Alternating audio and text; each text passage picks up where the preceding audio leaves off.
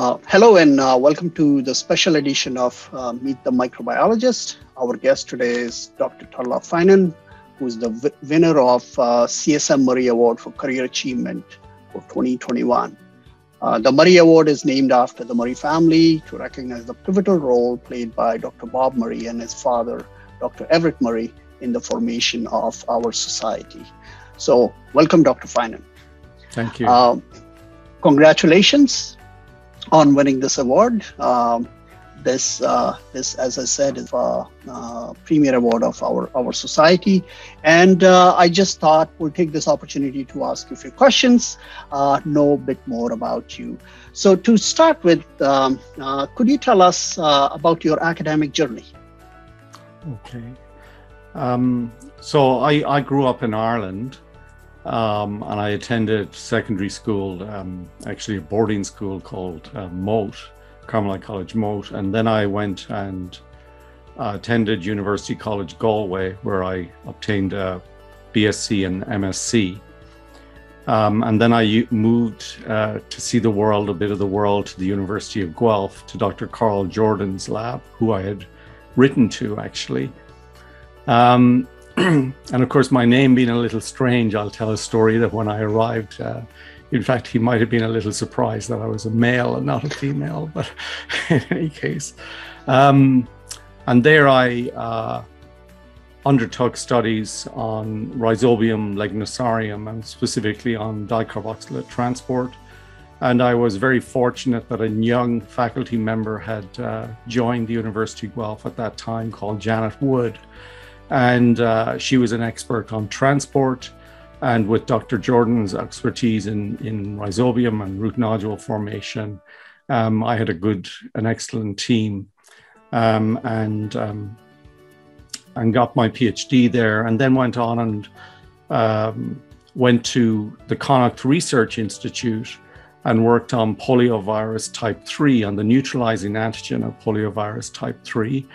And used an approach where I was raising monoclonal antibodies, which were very novel at that time, to neutralize the virus and then go on and attempt to identify what the neutralizing antibodies were binding to. In any case, following a year there, I moved to MIT, to the Massachusetts Institute of Technology, to Ethan Signer's lab, and started working on Cyanorizobium meliloti there, which is a bacteria that forms root nodules on alfalfa. And Ethan Signer's lab, group meetings occurred in association with Graham Walker's lab, and we'd have joint meetings, etc. And that was a great time. I arrived there together with my wife, who had just given birth to our son, 10 days previously, I recall. In any case, following that, about 3 years there, a little less than 3 years, I moved to McMaster and have been there ever since. Okay. Wow, that's really interesting. And monoclonal antibodies, very pertinent. I think we've been talking about so much about these so much these days. The next question I have is. And this is, I understand it's probably a difficult question to answer, but what do you think is your biggest contribution to microbiology? Right. So this is, it's a very difficult question for me to answer. Well, at least. So I in my earlier days, I feel we've contributed to what I'll regard as carbon metabolism in Cyanorizobium, and particularly the identification of systems involved in the uptake and metabolism of C4 dicarboxylic acids. And this goes back a long, long way to the 80s, 90s. And at that time, there was another group, unbeknownst to me, working on this in New Zealand, particularly Clive Ronson, who actually first identified C4 dicarboxylic acids as the major carbon and energy source. And simultaneously, we published on that in Canada, together with Dr. Jordan and Janet Wood. And I went on and studied then, when I got to McMaster, a little bit on the metabolism of dicarboxylic acids and roles of various enzymes, including malic enzyme that was worked on by, say, Brian Driscoll, who's now on faculty at McGill. The other part of my lab, so I talk about two components of my lab, metabolism being one, and the other is the genome of Cyanorizobium. So it turns out that the organism Cyanorizobium has essentially 3 chromosome-like elements, a 3.5 or 3.4 megabase chromosome and 2 other replicons of 1.7 and 1.3 megabases. And my first PhD student, Trevor Charles, who some of you may know is now has been a faculty member at Waterloo for some time, made a genetic map of the B replicon, of the 1.7 megabase replicon way back in 1990, if you believe it.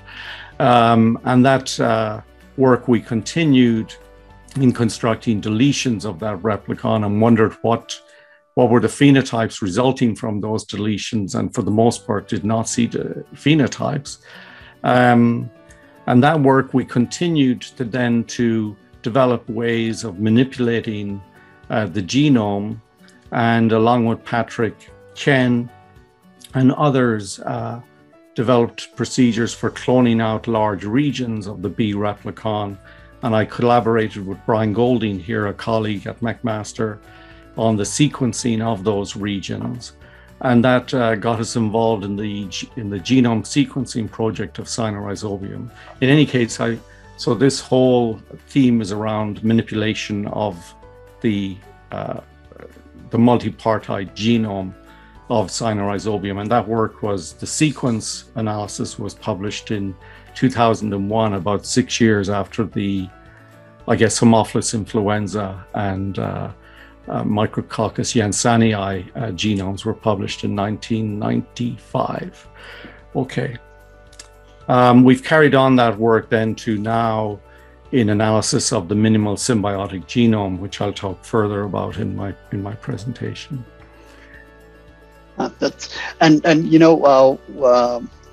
We have been using some of your plasmids in our lab as well. So that's certainly a big contribution as well. So it's interesting, some of the constructs coming from your lab, they have benefited so many other labs in our field that it's quite amazing. I should also mention actually that Canada, in a way, in this area, there's other labs like Michael Hines in Calgary, and Ivan Oresnik has been involved in, say, the development of a strain that's cured of the A replicon, that's been utilized by many groups. So it's an area of strength, I would say, in Canada. Yeah. Sure. So a bit of a personal question now. What do you do when you're not doing science? What do I do? I watch too much TV. In my youth, I played a lot of sports, particularly soccer and tennis. And actually, I've nice memories of playing soccer in intramural in Guelph in my grad student days. So following a health scare a few years ago, I became a sort of an avid hiker and walker. And I try to get about 2 hours of walking in a day. And more recently, I've returned to playing golf. I used to play a few games of golf a year. Anyhow, I have golf lab outings, but I've now taken it up and I'm becoming a bit of an addict, perhaps. And that's interfering with my walking, I would say. Also, since COVID-19 has come along, we've taken a lot more interest in our garden, and we're gardening. So my garden has seen more of us now than in the last 25 years. And I also like to read mystery novels, etc. Okay. Oh, very nice. What is one piece of advice you would give to a new grad student or postdoc who's, say, starting in your lab? Right. Another, yeah. How to answer this? Firstly, I think in a way it depends on that person, on their personality a little bit. But I would encourage, I think, everyone, postdocs, grad students, etc., to actually, when they carry out experiments, not to be afraid to show the results of those experiments to their supervisor or whoever, to their other lab mates. And if they're excited about them, exhibit that excitement.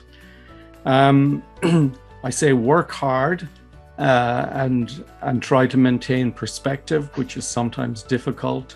Things sometimes don't work the way you anticipate. And so you have to take pleasure in the successes one has also. I say try to meet and talk to postdocs and graduate students in other labs in the department and outside the department, and participate in lots of activities as much as you can in the university, because it's surprising that you actually come across these people that you've met then later in your career, and that's a very nice part of if you recognize them and know them, of widening your net. They would be called widening your network nowadays, I guess. Yeah. Great. That's very good piece of advice. And with that, we'll end our interview. Thank you very much again, Dr. Finan, and congratulations, many congratulations from the entire community of microbiologists.